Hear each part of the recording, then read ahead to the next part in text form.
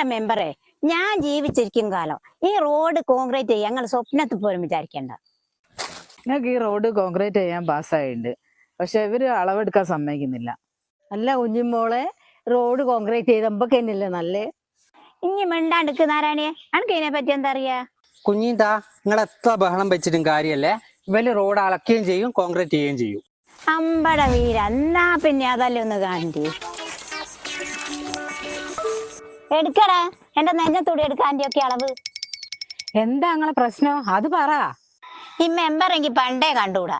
എനിക്ക് കോഴിക്കോട് തരൂന്നും പറഞ്ഞ് പറ്റിച്ചോന എന്റെ 4 കോയിനെ കൂർത്തനം കൊണ്ടുപോയി.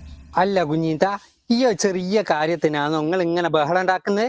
താത്ത ഇങ്ങക്ക് അന്ന് തരാൻ പറ്റാത്ത കോഴിക്കോടാണ് നിങ്ങൾക്ക് റോഡാക്കി തന്നത്.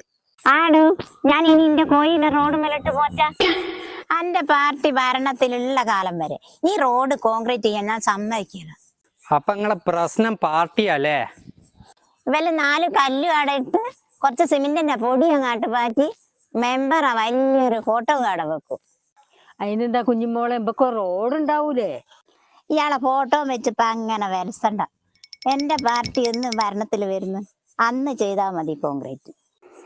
മെമ്പറെ, ഇനി ഒരു ഒറ്റ വയ്യാള്ളൂ. സൽമത്ത, നാരായണ ചേച്ചിയെ, നിങ്ങൾ ഇങ്ങോട്ട് വാ. പിടിക്ക് സാധനത്തിന, പിടിക്ക്. വിടല്ല, ഞാൻ സ്ത്രീ പീഡനത്തിന് കേസ് എടുക്കും. വിടാനല്ലേ പറഞ്ഞേ? നിങ്ങൾക്കെതിരെ ഞാൻ സ്ത്രീ പീഡനത്തിന് കേസ് കൊടുക്കും. പീഡിപ്പിക്കാൻ പറ്റിയൊരു ചാളക്ക്. എന്റെ പൊന്നു മെമ്പറെ, എല്ലാ നാട്ടിലും ഉണ്ടാവും ഇതുപോലത്തെ ഒരു സാധനം. എന്തെങ്കിലും വികസനം നാട്ടിൽ